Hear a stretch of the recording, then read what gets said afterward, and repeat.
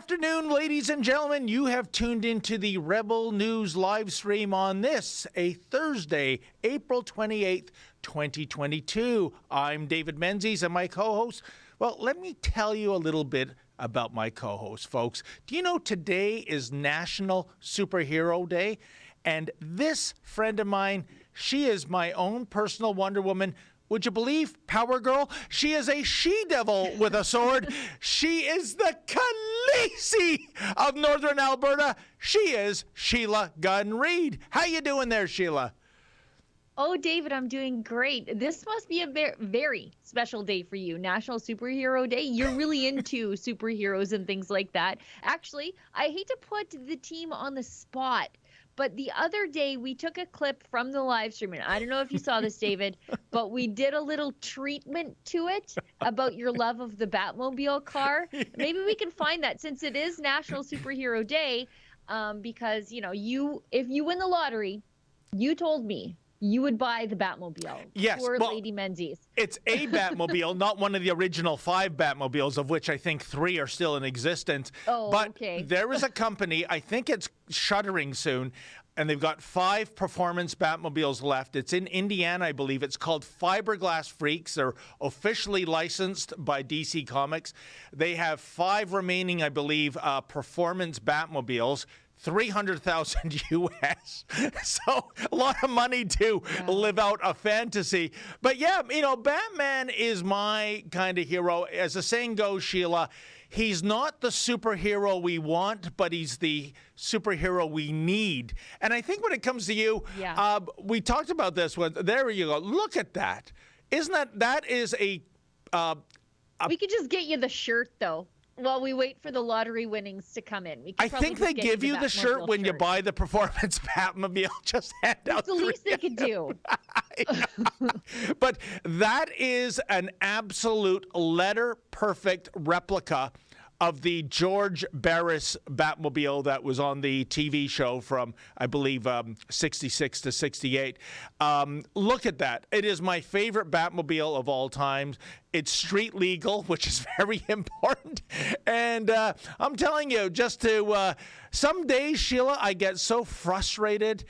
I just feel like donning a bat suit, cruising down Yonge Street looking for troublemakers and dispense. In your electric car? No, that's why I need the Batmobile. And let me tell you this. In the world of exotic vehicles, I mean, there are Ferraris, Lamborghinis, McLarens. But, you know, in Toronto, in certain areas, those are, you know, literally a dime a dozen for the rich folk. You drive down the boulevard or go on the 401 with a replica Batmobile, everybody is turning heads. And, you know, Sheila, every Batman needs a Robin. Come over to Toronto. We'll put you in that little Robin suit. Robin was a female character in the Dark Knight Returns graphic novel. So there you go. But I think your superhero, Sheila, I think we discussed this because it's so politically incorrect now. I think maybe they've redesigned her costume, but it's the Huntress because A, she hunts down the bad guys with a bow and arrow. She doesn't care if she kills you, unlike Batman with his aversion to guns. And she also wears a cross, although I think they don't draw her with that anymore. And is that not the ultimate Sheila Gunn Reid superheroine? Yeah, it's a little more on the nose than people are like, oh, Sheila, She-Ra, Princess of Power. Oh, there, you're done. I'm like, oh, I'm pretty sure. Yeah. There you go. Okay. Because you have a bow and arrow. You got to work out a little harder. Yeah, I have a compound bow. Work out a little harder. Oh, don't we all? Yeah. So get the Huntress costume, and if things go... And by the way, this is directly linked to cars, Sheila.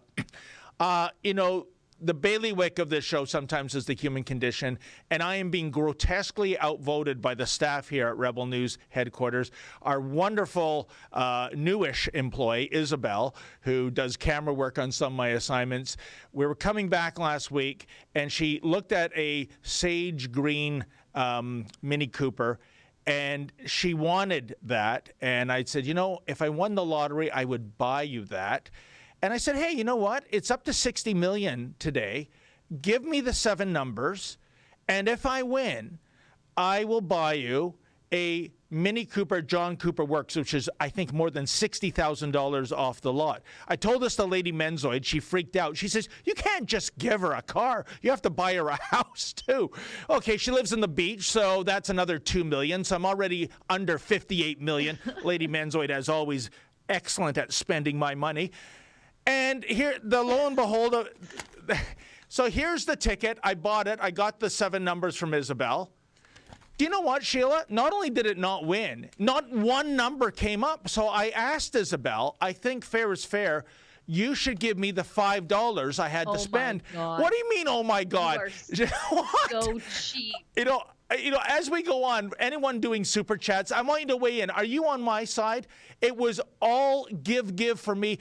Isabel didn't contribute a nickel. She only gave me numbers. All of the numbers were dead dogs with fleas. And I think I should get my $5 back because this ticket is firewood. Oh my Lord, you are so cheap. What? You are so cheap. If that had won, you were just going to give her like a pittance. No. But because it lost, you want everything? If it won the $60 million, she was getting a Mini Cooper John Cooper Works in sage, which I think is a special color order, and a $2 million house down on the beach. Yeah, for nothing. No investment, you know. I think I should at least get my $5 back. What do you think, folks? Oh my goodness. Send a super chat. Tell David that he is completely irrational. The cheapness is just infesting his mind. I mean, whatever. Anyways, we should tell everybody what we're doing here because we are 7 minutes into the show. We haven't done that. There's a lot to talk about. Yes. And then we do want to show Drea's excellent Mother's Day video because we want to let everybody know about a special promotion we have going in the store today. But we'll do that in a second. So that'll give you guys in the office a chance to key that up for us. So this is Rebel News Daily live stream. Gives us a chance to talk, obviously unscripted, if you've stayed with us the last 8 minutes, about the news of the day or, you know, what isn't the news of the day. But you definitely do get to know us a little bit better. For example, I think we're all learning a lot about David Menzies this last 8 minutes. But it gives you a chance to support the work that we do completely willingly. So we are streaming on YouTube. You can watch us on YouTube. But there are things on you that we cannot talk about on YouTube. So if you are watching us on YouTube, just know we will, or we could, cut the feed there. We would encourage you to watch us on other platforms that don't care about your politics, like Getter. We're currently streaming on Getter, but we're also on Rumble, Odyssey, and Super U. And the beauty of those 3 platforms is, again, they don't care about your politics, but they also give you a chance to support the work that we do completely willingly, unlike what they do with the mainstream media, just reaching into your family's wallet and handing it to Rosie Barton or whoever, whatever inconsequential journalist that you don't care about. Andrew Coyne. That guy, boring. Holy cow. Most boring man on the planet. It looks boring. Some people are so boring that they're interesting again, like Ben Stein. But no, not Andrew Coyne. Anyway, so and at least Ben Stein gives away his money, right? That makes it kind of like me with that lottery ticket if it had won. But anyway, stop with the lottery tickets. Anyways, let's finish what we're talking about here. So Super U, you can leave us a Super U shout, and we'll read it on air. On Odyssey, you can leave us a hyper chat. That's their paid chat. There's a couple different ways to do that, and again, we'll read it on air. And on Rumble, you can leave us a Rumble rant. Again, you give us one of those. That's your chance to have a say, and we'll read it on air. And that is everything that we need to do to tie up the loose ends.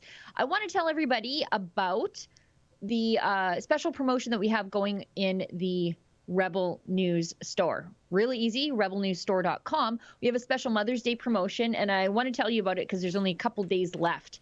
Because I think if you want to get your stuff before Mother's Day, you probably want to order before the end of the month because we rely on Canada Post, and you know how that is. The government mail. Actually, Sheila, if I may, I think, I call them as I see them. I think mail delivery in Canada via regular Canada Post mail has never been faster, and I'll tell you why.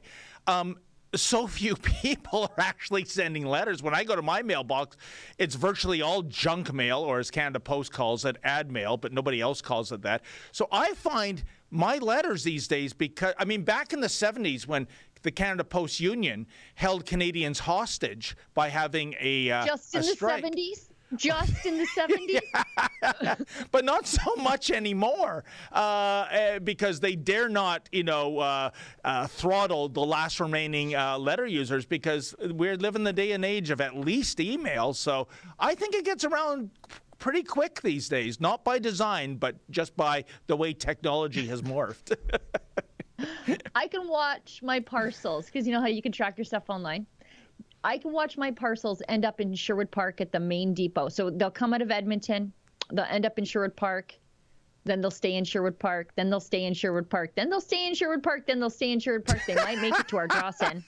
And then they'll sit in our Drawson, sit in our Drawson, sit in our Drawson. Then I'll get, it's out for delivery, it's out for delivery. So it's like, if you need something, order it well in advance or find another way to get it to you, because if you need rural postal service, it ain't great. However, there are good people who work at Canada Post. Yes. I just really don't like your union, and I don't think the government should be in the mail business. Well, if you're talking rural delivery, I don't know anything about that. I'm just talking about, in Toronto, Sheila, the straw that stirs the drink. It gets around pretty quick here. Okay, great. Good for you. That's fine. Okay, let's go. As long as everything's fine in the center of the universe. Okay, that's great. Okay, let's show the store, please. We got off on a little bit of a tangent there. Okay. I wanted to tell you, order before the end of the month. Let's show Drea's really great video that she shot about moms, including her sweet little mom, to let you know about what's going on in the store.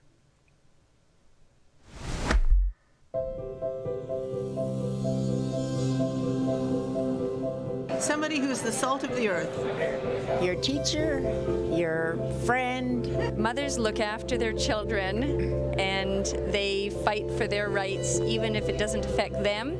We're fighting for our kids' rights. Lioness. Don't mess with them.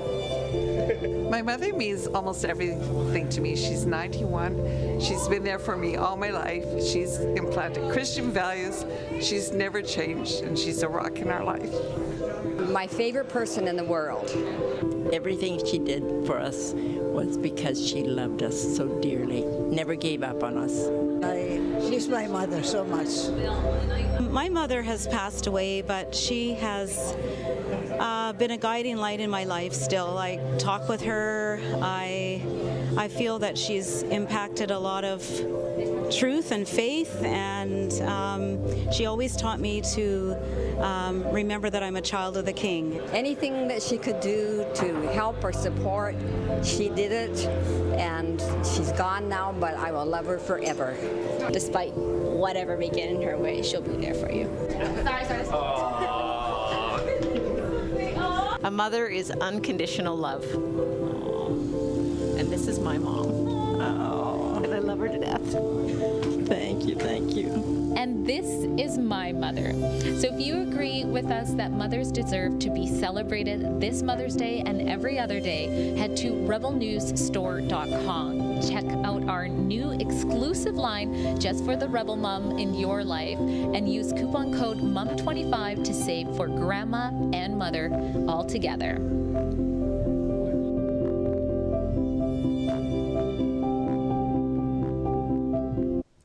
And that was beautiful, Sheila. And, I would add on, in addition to grandmas, I would also say, if your mother has passed on or not, what about your mother-in-law? I mean, I've only had one mother-in-law. She passed in 2018, Lady Menzoid's mother. And I can tell you, I bawled my eyeballs out on her the day of her passing.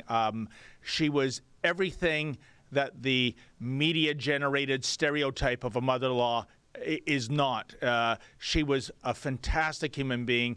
I guess I'm sure there are awful mother-in-laws out there, but in my personal experience, Sheila, she was a gem, and I would definitely buy her Rebel merchandise on Mother's Day if she were still here. And she was a huge supporter of Rebel News, absolutely adored Rebel News. So just saying. My mother-in-law, people who know me know, my in-laws spend most of their time with us. They live with us. They live in the yard. I would have married my husband just to get my mother-in-law. Like, I don't want to tell him that, but she's the best. She's the perfect mother-in-law for me. She's so outdoorsy. You know, she's out gardening. She's a hard worker, blue collar. She mothers everybody. Literally, even if my husband, you know, he's got idiosyncrasies, but I look past him because I like that mother-in-law, and she's not going anywhere. She's the greatest mother-in-law, the best. I don't know why people are complaining about, you got to marry the whole family, right? Yeah. And I did. I'm so happy to hear that, Sheila, but you said something very disturbing. You said your in-laws live out in the field. I mean, they don't come in. They live in the yard. In the yard, yeah, in the yard it was. Well, a yard, a field. They just live outdoors like feral creatures or something. I mean, what's going on? No, they have a place. They have a place, but we have enough land that we share a yard with my in-laws. Well, a yard is not a house or a cabin, right? It's. I think of yard. I think of where the cows are. Yeah, they're not like under a lean-to in the yard. You know, they're in their 60s. They're comfortable. Thank you for correcting the happy? record. I was about to send some helpers out there to do safety transport, but I guess it's not needed. Okay. It's not needed. No. Before we go, we do have mom stuff in the store. Let's quickly bring up the store, if that's okay. Because we have this whole new line of Rebel Mom stuff. My mom is a rebel. So the beauty of that 25% off the second item in the store is you can get something for mom, you can get something for the little ones, or you can get mom. And I think our best seller actually is Rebel Grandma, which I think is great because that takes care of the mother-in-law, right? Like, I do have a rebel mother-in-law, which makes my kid's grandma definitely a rebel. So this is our whole new line. We've got something for babies. We've got something for the kids. And let's just get down to Rebel Grandma, and then we'll move on to the news of the day. Okay. Nobody minds. Rebel Mom. Tamara's got the Rebel Mom hoodie. There's Rebel Grandma. That's great. I hope to see a ton of those out at the protests. Beautiful merchandise. Well worth the money. And hey, wear your politics on your sleeve. Okay, well, Sheila, lots to talk about. For all those that might be complaining, they're 17 minutes in and they just talked about inanities. Well, A, you're getting the show for free, and B, we will go over. Okay, so you get the full hour, and that happens always. And the story du jour is what's going to happen, or might not happen, I should say, Sheila, in the beautiful city of Ottawa this weekend. It's the Rolling Thunder coming into town.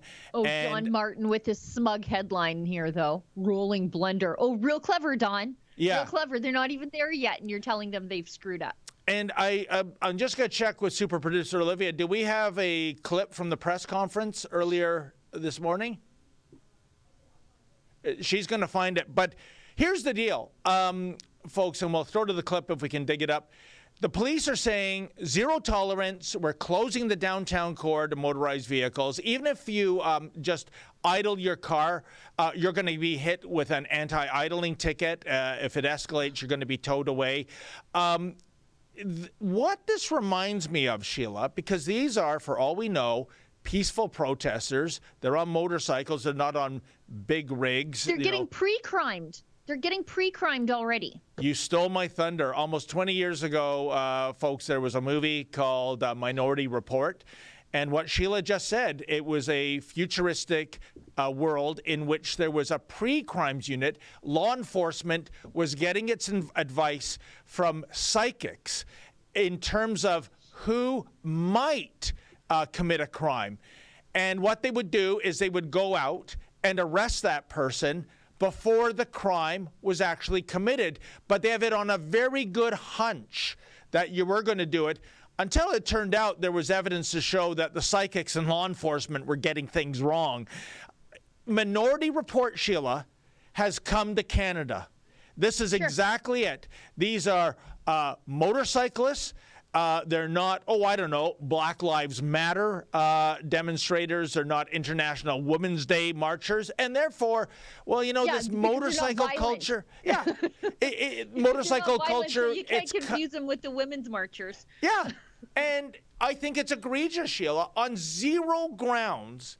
Now listen, if any bikers go in there wearing trouble on their shirt and break the law, yeah, you deserve to be charged. If you desecrate anything, if you vandalize anything, if you assault anyone, yeah, you deserve to be charged. But for this law enforcement cabal in Ottawa to say we are prejudging you, all guilty, a la Minority Report, you are not allowed in to the capital city, which should be, ground zero for political protests.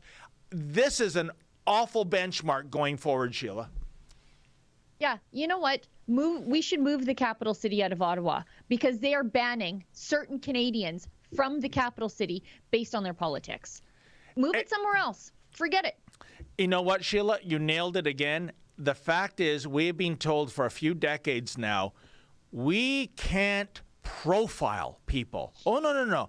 If there is a car and law enforcement thinks that the people in the car might be up to no good, and maybe those people in the car are visible minorities, you can get a ticket thrown out on that presumption. Yeah. They're going to say we were unfairly profiled. But it appears that this kind of profiling, when it comes to a certain group, it's perfectly kosher. No problem at all.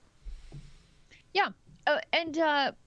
It looks like they're getting ready for violence. And what I mean is not the instance that violence might be committed by the bikers that are headed to Ottawa, but rather the RCMP. They're ramping up the RCMP presence. This was something that should worry everybody who doesn't want to be trampled by a police horse and then mocked for it later on. Yeah. So the Ottawa Police Board has okayed as many as 800 RCMP reinforcements for the Rolling Thunder Rally. RCMP officers will have special constable status, meaning they will have law enforcement capabilities within the city of Ottawa in cooperation with the OPS. And there's that awful police chief, Steve Bell, the worst cop in the entire country. The worst, the absolute worst. He's a joke, an absolute joke. I hope that if the Conservatives ever win power, that there is a serious actual inquiry into what happened in Ottawa under the leadership of Steve Bell, because it's an absolute disgrace that he's able to operate the way he is without oversight. And all of his mistakes, shameless, public mistakes, they're just being glossed over by the Liberals in committee. It's astounding to watch. You know what, Sheila, if people are unaware of why you have such disdain for Chief Bell, I'll tell you why it is, folks.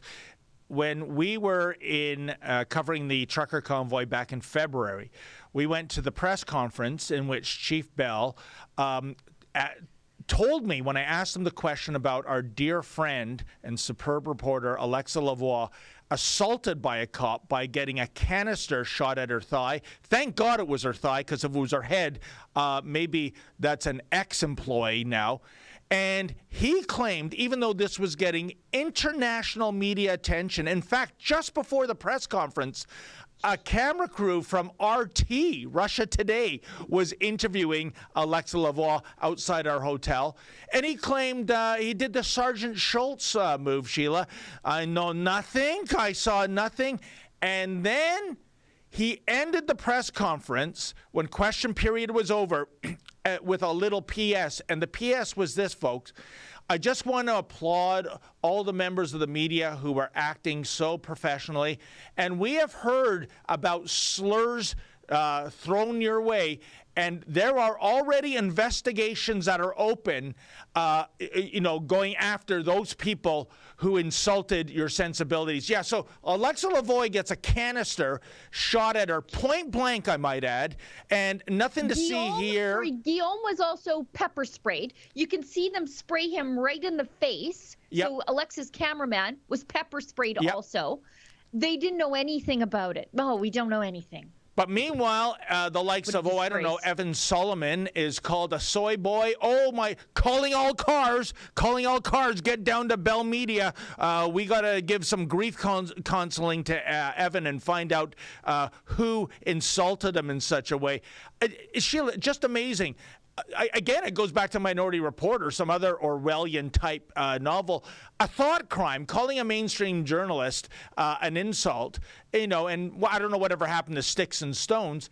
That's public enemy number one. But whoever shot Alexa, well, we'll kind of get around to it. Maybe it was an accident. What a disgrace.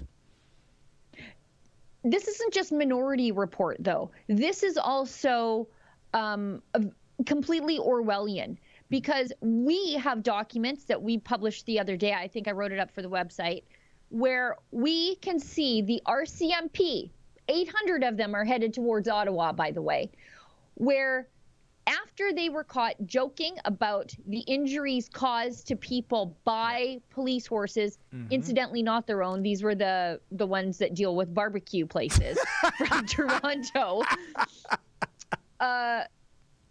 We saw the RCMP communications team frantically going back and scrubbing social media to remove evidence that these guys exist in any of their videos promoting the RCMP musical ride, because it was the musical ride team that was making the jokes about the civilians being trampled by police horses. So they went back as part of a cover-up. They couldn't get rid of the leaked chats, obviously. Those were out. But they started going through their internals and making sure that this YouTube ad was pulled and this Bell Let's Talk that featured but that was all pulled down. That any of the officers involved in this were not tainting the police force. That was their immediate concern, not the fact that, holy heck, what kind of psychopaths do we have on the musical ride? That wasn't their concern. That was protecting the force from fallout, because this was an international thing. I don't know what's happened to the RCMP when you see that kind of egregious commentary going on in social media, when you see them at Roxham Road turning into the Royal Canadian Bellhop police and bringing over the suitcases of illegal aliens as opposed to doing anything tangible. And, that little silly thing sovereign nations are supposed to do, Sheila, enforce the border. What a disgrace. And we should, if we have it, super producer Olivia, the press conference, because they're laying it on the line. They're saying your freedom of expression, of assembly. Oh, no. Those are so 2021. It's a new game in town, and it's if we don't like what you're protesting, we're shutting it down. Check it out. We have created an exclusion zone in the downtown area where no motor vehicles involved in any event, rally, protest, or demonstration are permitted inside that zone. However, the roads are not closed. Allowances will be made for local residents and businesses for traffic. The flow of pedestrians, cyclists, and public transit will continue throughout the operation. City barricades, heavy equipment, or police officers and police vehicles will be at various controlled access points surrounding the vehicle exclusion zone to filter lawful traffic onto and in and around those streets. We've already begun to execute this plan. This weekend, residents will see a large and sustained police and enforcement presence, including bylaw and parking enforcement. We've called in officers from the Ontario Provincial Police, the Royal Canadian Mounted Police, and other municipal police services to execute the plan. We thank all of those services and officers for their contribution. Controlled intersections, new no parking and no stopping areas, road closures, vehicle towing and ticketing will be part of the enforcement strategy to support public safety through the weekend. We've developed multiple contingencies, including traffic officers and quick response teams, and we'll be ready to provide an immediate police response to issues throughout the city.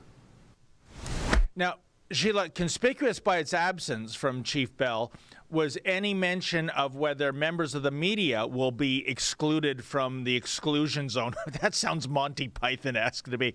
And I say that, folks, because Right now, we have members of the Rebel team from Quebec heading to Ottawa. Later this afternoon, I will be leaving, as well as Lincoln, Efren, the super producer, Isabel, who might have a come-to-Jesus moment and refund my $5. Anyway, what I'm saying is we certainly don't trust the mainstream media to give the coverage. And here's my question to you, Sheila.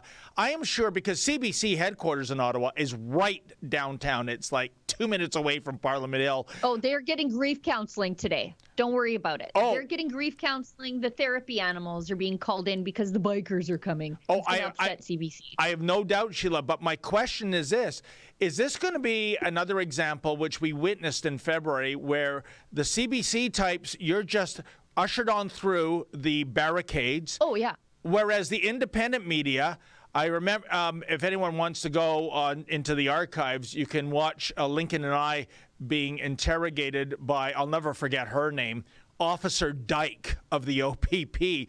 We basically had to prove we had a hotel room. And literally, Sheila, we had these cops saying, your papers? Well, I mean, they didn't have the German accent, but they may as well.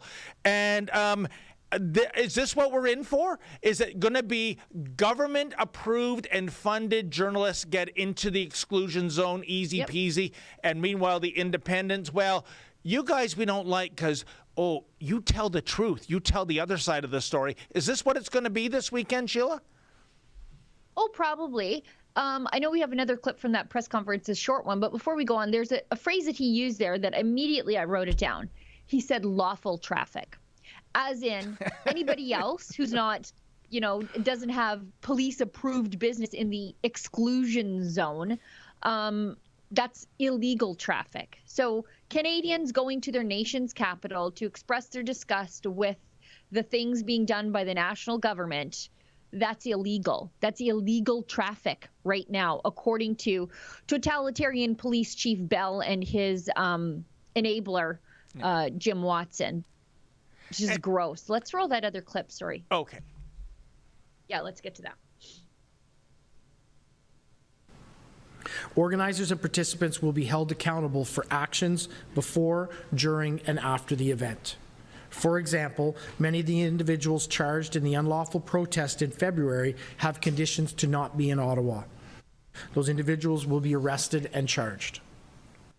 You know, Sheila, and we live in a society where a violent offender can be released on like a day pass, unsupervised, and gosh, we really hope he behaves himself. And then people that were charged with minor offenses, parking tickets, idling maybe, these are the public enemy #1 contingent, and that Chief Bell is going to have his henchmen go after them. How perverse can you get?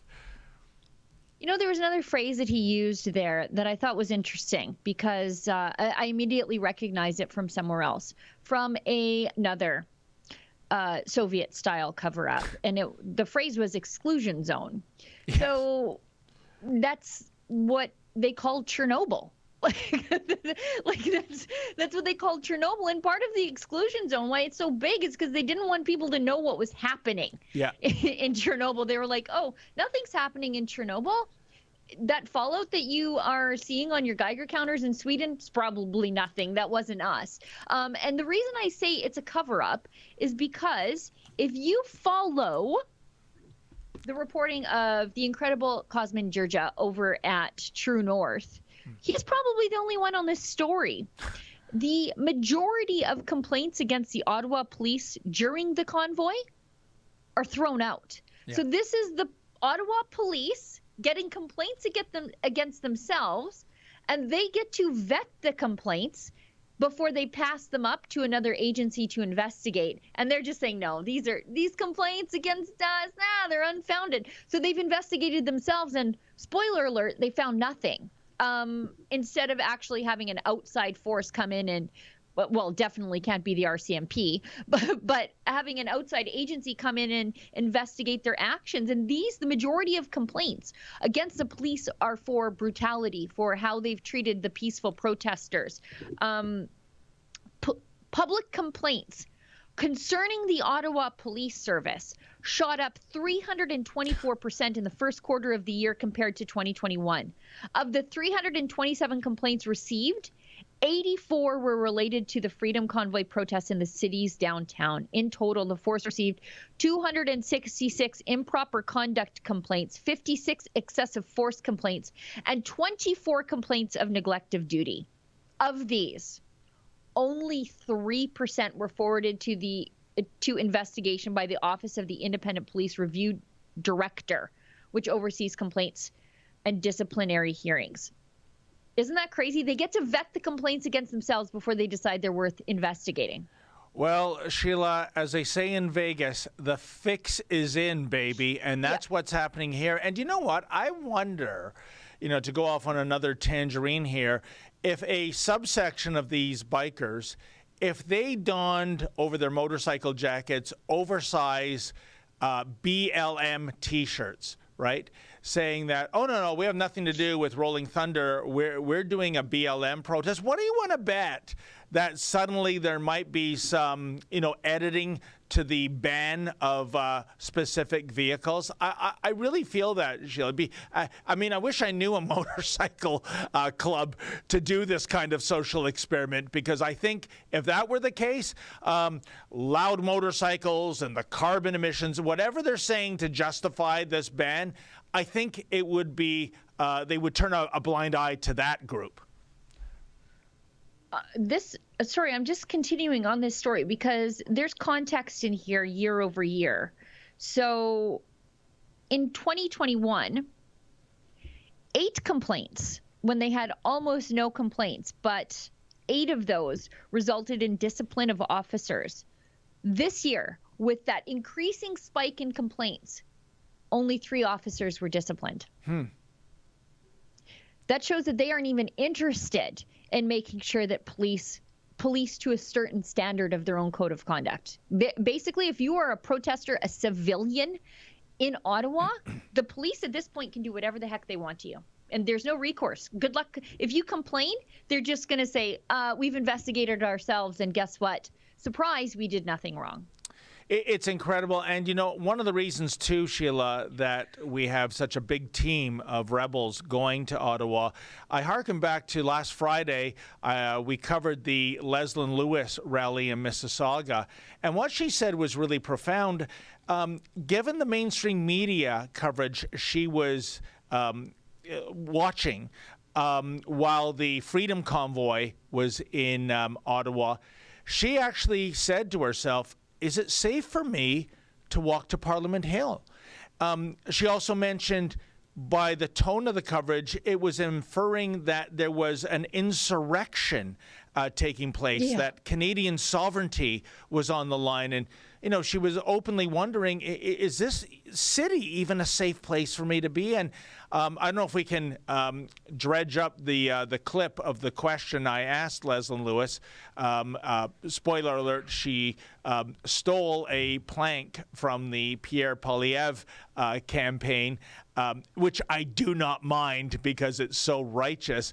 But that's the thing. You had, Leslyn Lewis, based on how the media was covering a peaceful protest, actually questioning whether she should get out of Dodge. And then when she walked down the street and met the people that were part of the Freedom Convoy, nobody was doing anything illegally. Quite the contrary, Sheila. One of the most endearing sights I saw were members of the convoy walking around with garbage bags, picking up litter, right? Because they didn't want it to become a cesspool. By the way, which is often the end result when you see a leftist protest. Yeah. They just drop their signs, and I guess they expect the magic fairies to come and do garbage retrieval. And they were friendly people. There were bouncy castles, et cetera, et cetera. So this is why we need to get there, because already the vilification of this Rolling Thunder has begun. And when Olivia, do we have that clip of what Leslyn Lewis said and what the reaction of the people were? It's coming soon, Sheila. And what I'm getting at, I just don't trust what the mainstream media are going to say and report on this Rolling Thunder convoy, Sheila. No, of course not. I mean, I was thinking about just the amount of things that the mainstream media got wrong about the convoy. From the very beginning, they got wrong that it was violent. They got wrong that it was white supremacist. They got wrong that it was insurrectionist. But they got it all wrong from their cubicles in Toronto or their fraidy cat, what do they call those? Panic rooms in the CBC, because they wouldn't go down and actually talk to the people in their city. They said that these people were violent when the crime rate went down while they were there. However, police complaints went up, and they are not even reporting on that. It sounds like maybe the police were breaking the law the whole time while the protesters weren't. Remember, they said there were guns found. There were no guns found. Yeah. They said that the majority of the funding was foreign. Maybe this was a Russian-backed thing. Remember, CBC said that twice and had to retract two articles about it?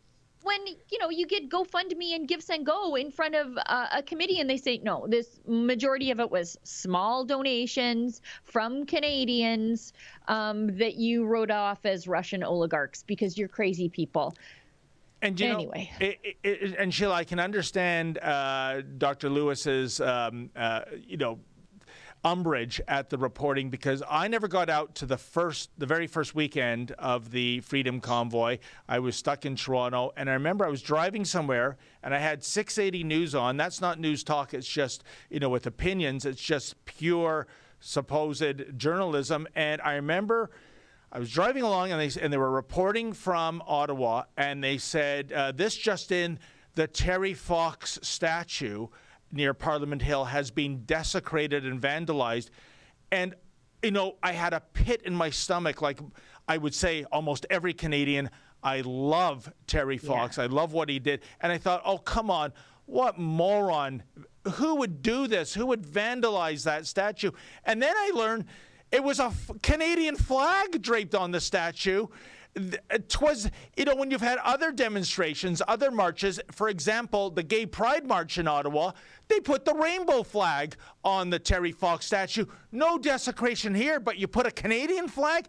That is desecration. That is vandalism in the eyes of 680 News. When I found out the truth, my head almost exploded. So you can see how they say things, Sheila, without giving you the full context. It is absolutely despicable. But why don't we throw to that Leslyn Lewis clip? I think our viewers are going to love both the question and the response vis-a-vis mainstream media in Canada. I'm at a Dr. Leslyn Lewis rally. It attracted about 300 or so people. Very friendly crowd. Dr. Lewis got many standing ovations for what she stood for, and she had a lot to say. Most of it she's said before, but I think we broke a little news during question period. I got a chance to ask her about the CBC. Just check out what Dr. Lewis had to say and the response she got from her supporters. You said in your speech that when you were looking at the mainstream media coverage of the trucker freedom convoy in Ottawa, you wondered if it would be dangerous to walk to Parliament Hill. It wasn't. In fact, crime went down during the demonstration, as I understand it. Secondly, you saw reports that the country was in the process of being overthrown. That was a complete falsehood. It was a peaceful protest. The point I'm getting at to Dr. Lewis is that when we cover Pierre Poilievre rallies, the single thing he says that brings about the greatest standing ovation is when he promises to defund the CBC. Will you make that promise and defund the other media?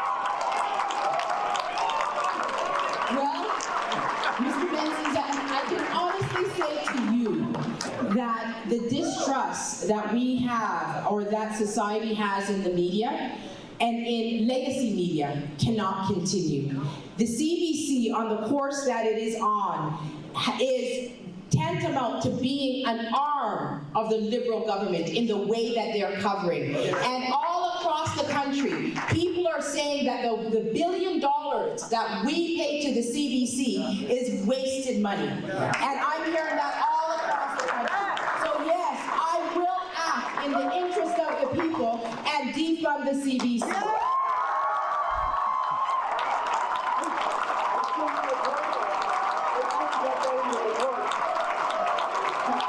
So yeah, I guess she's taking a plank from the Pierre Poilievre. So Sheila, I don't know if you could see that, but on the riser was a CBC camera woman. I actually pointed directly at her and I said, "You report this," and she nodded her head up and down. Here's the epilogue, Sheila. We can find no existence of this coverage of the Leslyn Lewis rally. CBC sent an entire camera crew, one of the little minivans, to cover this. Whether you like the news or you don't like the news, and I understand you probably are mortified of the idea of being defunded, that's not the point. That is news. That is a second Conservative candidate saying, you guys are toast if I become Prime Minister, and it's not covered. They are picking and choosing what Canadians can hear, and if it's unsanitized in their estimation, it's censored. Give me a break. I want my money back, Sheila. Well, that's exactly why we're sending 3 teams of journalists to cover Rolling Thunder. Like, that's exactly why. They don't like us over in the mainstream media, but we exist because they're awful. So we step into the void that they refuse to fill. You don't tell the other side of the story, filter the news to the public. Fine, we'll do your job. Thanks for creating the market for the work that we do. So we are sending 3 teams to Ottawa to cover the anemic counter-protest, I expect, the treatment of the protesters by the police, and the treatment of the public in general by the police, and also the protest itself, the Rolling Thunder protest. So we've got 3 teams of people going. We are going to incur some expenses because, unlike the CBC that gets paid to not even tell you the news that they were literally there to report, as it turns out, you can donate to offset our costs to send 3 teams from, the entire region there at convoyreports.com. And we appreciate all your donations. You facilitate all of the work that we do here at Rebel News. Before we move into the chats, I just want to let's do something a little bit more fun, but it's probably not all that. I mean, it's fun because we get to make fun of Justin Trudeau, which is, sometimes I feel like I'm punching down. But and if you weren't the Prime Minister, it would be a lot funnier, but he's literally in charge of everything, which is bad. Efron clipped it. Great tweet, Efron. Prime Minister Trudeau deflects away from answering whether he's guilty of fraud for taking a free $200,000 vacation from a billionaire. That's the Aga Khan. He went to the island there back in 2015, 2016. As soon as he took office, he was like right on the gravy train with biscuit wheels, taking all of the freebies that he could.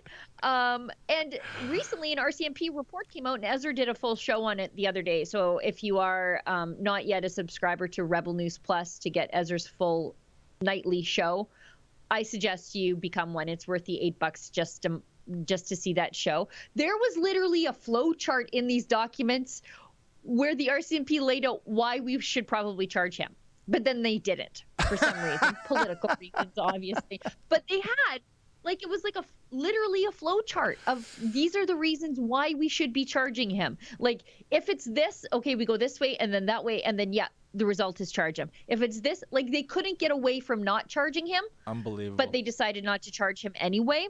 And so naturally, the Conservatives, who are doing a pretty good job in question period these days, they asked about it. And Justin Trudeau just was right out of her. It's like he wasn't even remotely prepared for the question that was coming his way. And I don't know how he couldn't have been, knowing that this was the scandal of the day with the Liberals in Canada. But let's roll that clip from Efron, please. Speaker, Section 19 of the Criminal Code says that ignorance of the law by a person who commits an offense, which includes our Prime Minister, is not an excuse for committing an offense.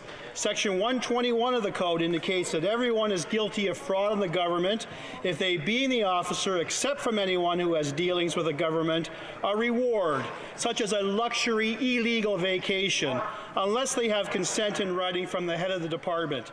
If the Prime Minister did not give himself consent, will he admit that he's guilty of fraud? Listen to this. The Right Honourable Prime Minister. Speaker, as I said, we're seeing the Conservatives don't want to focus on the things that matter to Canadians. They don't want to talk about workers. They don't want to talk about supporting seniors. They don't want to talk about supporting students. They don't want to talk about supporting veterans. They don't want to talk about the opioid crisis. They don't want to talk about reconciliation. They don't want to talk about investments in clean and renewable energy. They just continue to want to try and make personal attacks and focus on me, while we as a government continue to remain resolutely focused on serving Canadians and delivering for them. Sheila, that was the most epic example I have seen in my entire life in journalism of a politician deflecting the question. I mean, that's more of a deflection than Phil Esposito used to do in the early 70s in the Bruins when he was scoring 70 goals. That is outrageous. That is not an answer. That's a non-answer. I'm appalled by that clip. Well, Conservatives are also talking about those other things too, just not in the way that Justin Trudeau wants to fix them. For example, Conservatives in general care about seniors and students, but that has a lot to do with inflation and the cost of living and is out of control spending driving up inflation. Conservatives care about reconciliation. Why can't you get clean drinking water on reserves? Conservatives also care about veterans. That's why we're so grossed out when our Prime Minister says that they're asking for more than the government is willing to give them. You know, Conservatives care about those things, but we also care about whether or not the guy leading the country is a criminal. Yeah. And Sheila, you're right on. This is what makes Justin Trudeau's answer so perversely ridiculous. And it's this. All those files he brought up, all those topics, all those issues, the Liberal government gets a failing grade on. I mean, he says the Conservatives don't want to talk about our failed policies in all these issues. It's preposterous. Yeah, you know, what is it about Justin Trudeau? I think he's projecting a little bit, because I think that normal adult people who are in charge of stuff can think about several issues at once. I think about several issues at once all day long. But Justin Trudeau thinks that you can only focus on seniors. And then once you fix that, then you move on to the next thing. Instead of being in charge of a lot of moving pieces isn't this not why we have ministries? So that there are people assigned to deal with these certain portfolios? Get them working on it. But also, I think the public deserves to know whether or not you think you should have been charged with fraud. And he did not answer the question. So therefore, it's a non-answer, and he's making himself more irrelevant the longer he stays in office. Sheila, are we going to look at some Super Chats? Or and by the way, if you are putting it through a Super Chat, because, folks, today is National Superhero Day, throw in a line which superhero, or if you prefer, which supervillain you most identify with. And we should go out, Olivia, on that video of David and his fancy car that he wants, because I promised it off the top of the show. And if anybody has stuck around to the end, let's roll that video. I had nothing to do with this, folks. I think you're supposed to get the express written permission from Major League Baseball, Sheila, which you failed to do yet again. So sue me. All right. We're demonetized. It's not like we made any money off it. GGFD gives us $10 and says, SGR, that's me. Great report on the Alberta government and their efforts to bring Hollyweird to the Fairmont Jasper Park Lodge. Excellent news coverage, just like a real qualified Canadian journalism organization. Yeah, we're almost just like it. You could tell that I have maybe watched The Bachelorette twice and I didn't like it at all. in that video, I think I called it morally corrupt television or something. But yeah, while literally 3 days after they announced new restrictions on Albertans, which resulted in the cancellation of our Christmases, basically, we couldn't mix outside of households, limited our churches to 15% during Advent, restricted funerals, including my own mother's, to just 10 people. Closed our dining rooms, closed our gyms. They were working to get these Hollywood non-Canadians into the country to work. So while they deemed our lives, our jobs non-essential, they were trying to relabel these hedonistic TV producers essential workers. They were writing letters to the feds for them. And let's be honest, Sheila, this was all about vanity. And I'm not talking about the vanity of the people with the TV show, The Bachelorette, which I've never seen, but the vanity of politicians in Alberta going, look at us, we're world class, we're getting this top-rated reality TV show right here in Wild Rose country. That was what it was all about, Sheila.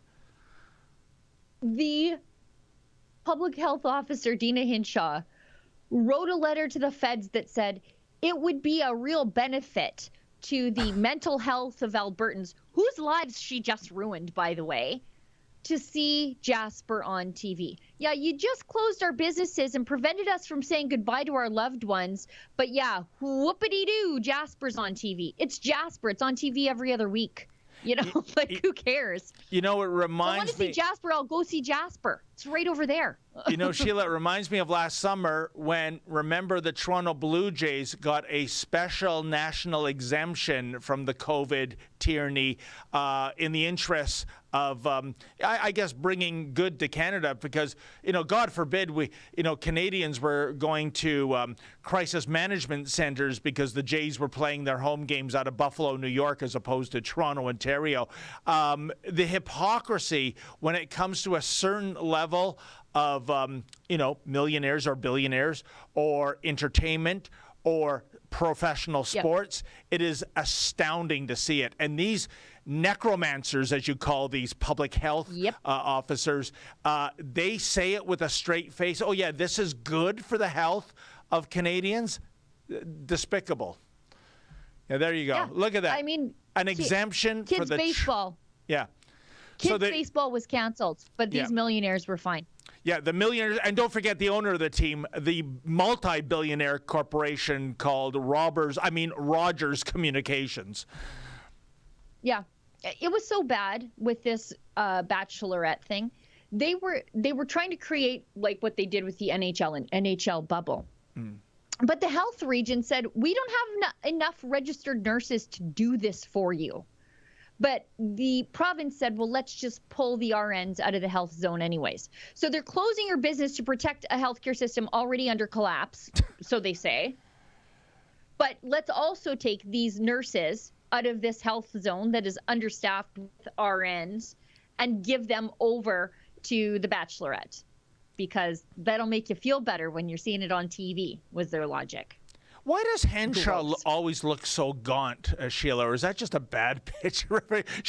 She always looks like she needs like a transfusion or something. I don't know. I don't know. She's a psychic vampire. I'm going to get emails. Okay, Yankee gave us $1. I don't know why. But he says that Isabel always makes David look good in the videos, so he's team Isabel. Oh, okay. With regard to your cheapness. Yeah, my cheapness. Look at Yankee. $1, a loony. What's that? 58 cents American? Give me a break, Yankee. He works with us. Why is he paying money to talk to us? That's why. He's not being cheap. To ensure his employment, so we like his donations. That's why. If I'm Yankee Pollock, I'm cutting a check for at least 3 figures. Georgie says, hi, guys. I like being really cheap, too. That's why I give you guys $1. Well played, good sir. No, but our Becky beloved Henderson. viewers, I'm happy if you give $1. Don't get me wrong, folks, but I think if you're an insider, you owe more than $1. Yankee spent that dollar. Let's reimburse you. Becca Henderson gives us $1, says, David, I appreciate you, but I'm with Sheila. Between the card price and now this, you are being irrationally cheap. You're cheaper than Mennonites. Team Isabel. Mennonites are frugal. They're frugal. They don't like debt, and I like that about them. Look, I'm cheap too, but I'm not cheap to the point where I'm breaking friendships and causing strife in the workplace, David Menzies. Explain to me, Sheila Gunn Reid and Becca Henderson, how I, A, put up all the money for the ticket, I, B, promised to give her a fantastic sports car plus a $2 million Toronto residence. She only gave me numbers, all of which failed to come up. I only asked for my money back, and I'm the cheapskate? Holy mackerel. Pot meat kettle, kettle meat pot. David, what is your involvement in this, except for the fact that you gave the guy the money? Like, she did the intellectual labor of coming up with the numbers. Yeah, That's but look how faulty the intelligence was. You know what? Actually, Sheila, okay, to appease all you naysayers, I'll go back to the store and see if the guy behind the counter at the variety store will give me my $5 back. Is that a good compromise? Do that. Do you know what? Bring Isabel with you to film it. King7734 says $1. Essentially what you're saying by wanting your money back, if the ticket had won, she should have gotten it all. What? Don't be so cheap. This is insane. I can't believe this feedback. No, David. Why would she get it all on my 100% investment? I mean, it would be outrageous enough if you said 50%, but all of it, and I bought the ticket? Sheila, this is ridiculous. You know what? That's it for me in the lottery. I'm not going to try to enrich any other rebel's life anymore from now on. I think that's fair. As long as we don't have to listen to you be cheap. I think we're all winning. Georgie also gives us $1 and says, both of my grandmas recently passed. Well, that's terrible. Sorry. I'm so sorry to hear that. JCMN84 gives us $10. That's awful generous. Morgan Lowry article, Unvaxxed Risks to Vaxxed, is based on bad, Canadian or CMAJ article that used a comp model with errors. For example, 20% natural immunity in unvaxxed. Bonnie Henry says 50% natural immunity in BC from Omicron alone. Stay tuned because Tamara has done some really good journalism on this. She debunked the flaws in this study, but she also interviewed Byron Bridle, who goes, because he's a viral immunologist, he goes through why exactly the study is flawed and why he thinks, I saw in his Substack, that he thinks this amounts to hate speech, that you're blaming the unvaccinated for the reason why in Ontario the vaccinated are testing positive and being hospitalized at greater rates, when adjusted to population too. So it's not just because, okay, there's more of them that are vaccinated. No, it's adjusted to population. So by the way, Sheila, it's gross. Far be it for me to be the voice of reason, but are we getting close to COVID treachery in the eyes of YouTube? Do we have to sign off? Or we're okay. I think we're good. All right then. Yeah. AMT 60, $1. I respected the bikers are rolling into Ottawa. Do you think that Ontario Bill 100 will affect them and take their bikes and possibly their homes? How do they avoid this? Bill 100 is guilty first. I don't want to give legal advice. You know, and I have to say, Sheila, the authorities, it's reminding me of an assignment that Dakota and I covered last summer. Port Dover, Ontario is the home of the Friday the 13th ride. There can be as many as 13 Friday the 13s in one calendar year, or at least one. There has to be either 1, 2, or 3. And one of the politicians in Port Dover actually declared the event to be a non-event. You know, kind of like, some, witch from Harry Potter with a magic wand saying, I declare this a non-event, Well, look what happened. I see there's some footage from that day. I believe it was August the 13th. And there was the response to the event officially being declared a non-event. I mean, can you believe the chutzpah? And basically, this is what they're doing in Ottawa. We're declaring it a non-event. Oh, and how's this for the cherry on the Sunday? We're going to tag and ticket and arrest and incarcerate you as well. At least they never did that in Port Dover. Let's keep going. We've got one from Cheryl Dawn V. A buck. Sheila, thank you for your reporting on Mojo Greenhouse. I usually custom order my flowers from Sherwood Park, but decided to send my business to Mojo, and they are happy to do a custom order. You know, I've got a bit of an update on that story, but I don't know if it's worth doing another story. So somebody emailed after seeing my story about how this small business is ostensibly, after getting all the permits and codes and inspections and everything, they showed me all of it. They had their ability to open their greenhouse this year after having it open for years and years and years, yanked 1 week before opening, even though they started their plants in January and paid for all that natural gas in January. But the problem is last year they reopened their diner in defiance of the lockdown.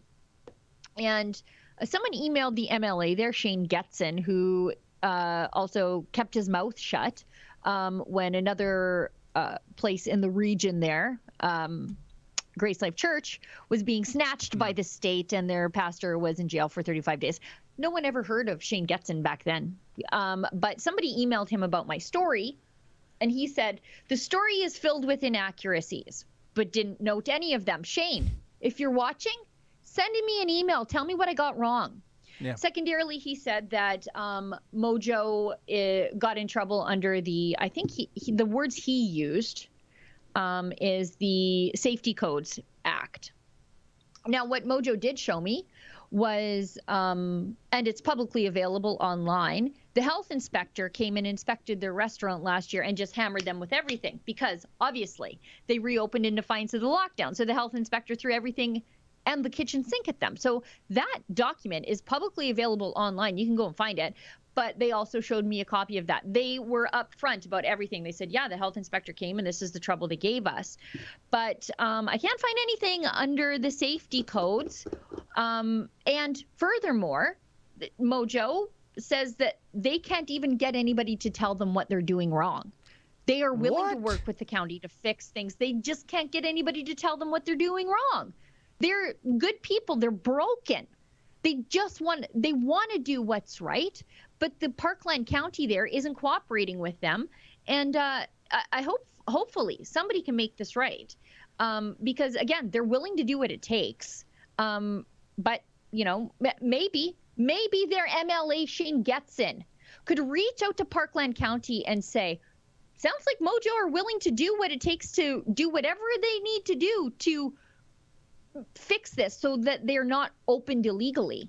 Let's work together to do that instead of pointing the finger at me for telling their story, Shane Getson. Sheila, I'm baffled by what you just said. I mean, the bare minimum benchmark when you're charged with something is what the nature of the charge is. If I get pulled over for speeding, the officer says I clocked you at 23 over the limit.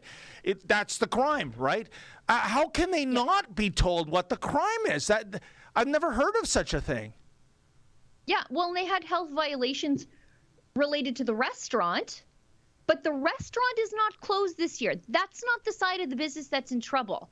The health inspector was sicked on them because they reopened, but that's not the side of the business that the county is not allowing to reopen. It's the greenhouse, even though the greenhouse was open last year and the year before and the year before that. And they have all their inspection reports. They just won't tell them what they need to do to be allowed to do this properly. And maybe their MLA could advocate on their behalf instead of sending emails back to concerned residents accusing this business of wrongdoing. That business is also a part of your community, Shane Getson. Why don't you help them instead of standing by and watching them lose their shirt and blaming me for telling their story? Unbelievable. Anyways, that's thank you for coming to my TED Talk. I was kind of mad when I got that email last night because I thought, you know what, I'm doing Shane's job. You know, why aren't you helping these people work with the county? They obviously need help navigating the system. Why are you mad at me for telling the story of how nobody did anything to help them. Shame. Yep. Anyway. JCMN84, please check out, Dr. Byron Bridle. Yeah, we did. Olivia Bruni, no, that's our Olivia. January 777. Sorry, I'm just reading things as they come past my screen. I'm an automaton, like a TV journalist. $5, Sheila. If you've talked about this by the time my rant comes up, my apologies. However, if not, then why is Chris Scott not receiving any airtime regarding the Alberta Prosperity APP on the Rebel platform? You know what? There are just only a few of us. We can't get to all of it. As you know, we are covering all of Chris Scott's legal costs. I camped out in the Whistle Stop Cafe for over a month. I was there really every single day. I was doing all my work at a quarter booth at a table, and when that table got busy, I would sit on the floor beside the dog food in the convenience store. So, it's not that we don't like Chris Scott, that we have just had a falling out, but we just can only cover so many things, and we'll do our best to cover that when it gets closer to some of us. But sometimes it's in Grand Prairie, so that's a heck of a round trip for me, or it's in Medicine Hat, and that's a heck of a round trip for the guys in Calgary. So once things get a little closer, and if time permits, we definitely will. January 777, APP, very important information Albertans must be aware of. Yes, I know. January 777, $5. I wrote a comment on another platform beginning with Trudeau and his team of czars, and it was immediately pulled. No freedom of speech in Trudeau's Canada. No, and it's only going to get worse. I would love to know what platform that was, my friend. Oh, I imagine it's Facebook. Jeez, unbelievable. Boy, Twitter's getting fun these days, by the way. Oh. It's fun. Isn't it something? And by the way, folks, I did with Isabel yesterday some streeters down at Yonge Dundas Square asking the good folk of Hogtown what they think of Elon Musk acquiring Twitter. Wow. You know what? It's good news. It restored my faith in the people of Toronto. Perhaps just briefly, but make sure you watch for that. That was my hypothesis when you went out to do those streeters. I thought either people are literally not going to care, or they're going to be like, oh, great, more ideas, more free and liberal exchange of ideas. How can that be a bad thing? The only people who care are the people who know that they can't argue their ideas, and that their ideas won't stand up to the smallest amount of scrutiny, i.e. a mean tweet. Those are the people who are outraged, and those people only exist on Twitter because that has been their, to use the phrase I used earlier, their panic room. Yep. Okay, Rebels from Hollywog gives us $2. You need to have the video of the police abusing people, kicking, punching, etc. in the background while discussing this. That's a good point. We'll do that next time. That's a good idea, actually. You know what? We might get new footage of that over the weekend. Yes, so yeah. We might not have to go into file footage. Rather, just air some breaking news. Yeah, it'll be fresh. Yeah. But David, I'm already worried about you because anytime you get near a cop, you end up in handcuffs with your face smushed into a wall. So just be careful out there. Can you believe it? And me, the lovable one. Yeah, I know. $5 from Fraser McBurney. Don't just defund the CBC, sell it with the money, pay off the national debt. Oh, you think it's worth anything close to the national debt? You know what, Sheila, I got to tell you something, though. And I don't know why this idea hasn't been embraced, but say we can't do anything about the CBC in terms of defunding it or telling it to raise donations like we do. If anybody is in Toronto, they're familiar where the headquarters is. It's across the street from Skydome. It is on some of the priciest real estate in the city of Toronto. And what I would do, Sheila, assuming the CBC actually owns their own building, and I think they do, I would. Think they do. And this is, and I'm not making a joke here. I'm really. This is a fantastic money-making opportunity. There's a photo I think that Olivia dug up. What you do is you raise this building, you demolish it, and then you rebuild it into 70, 80, 90-story tower, retail, commercial, residential, although the first 7 or 8 floors, whatever it needs, is the CBC.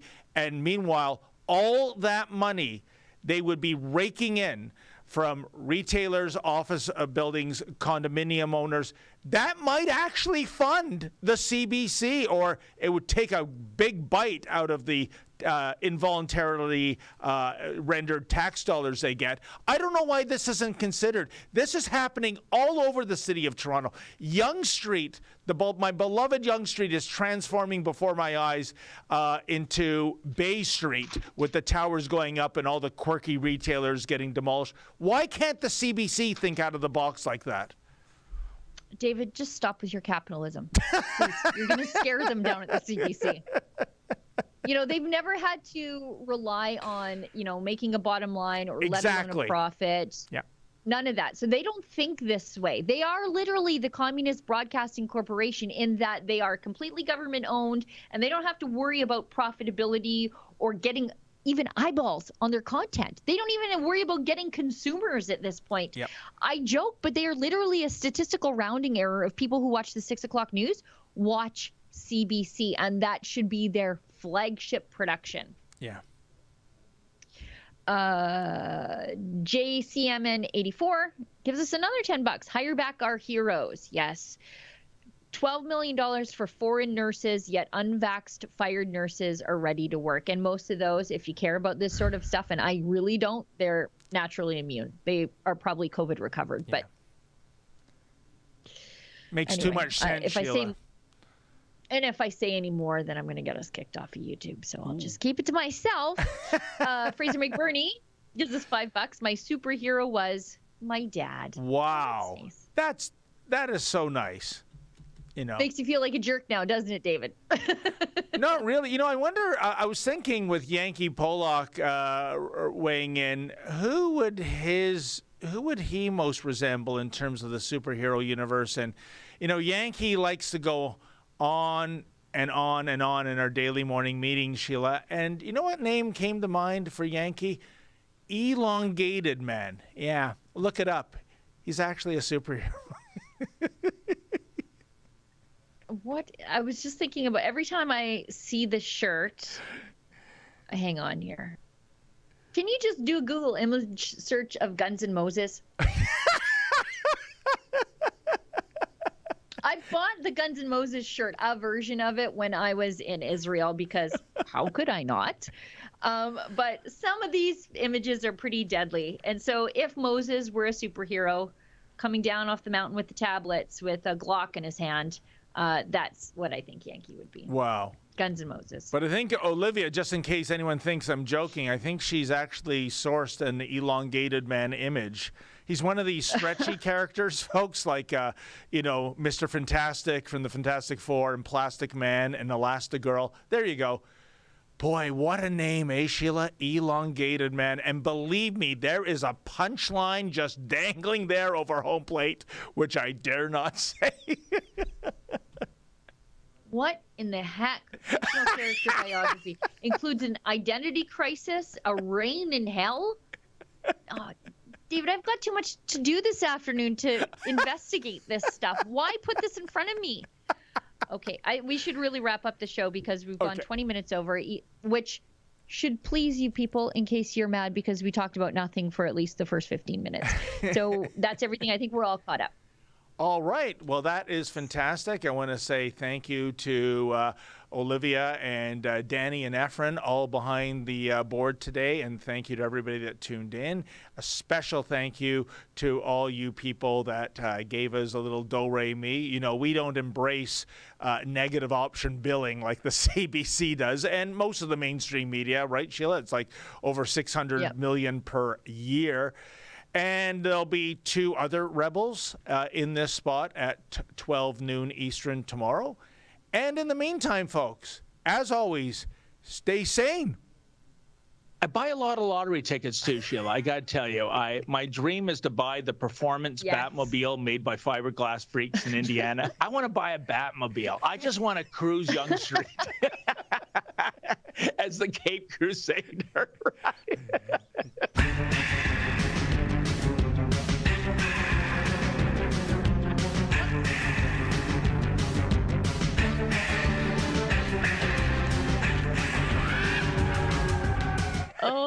goodness, that's the best. Poor Lady Menzies in her Robin outfit.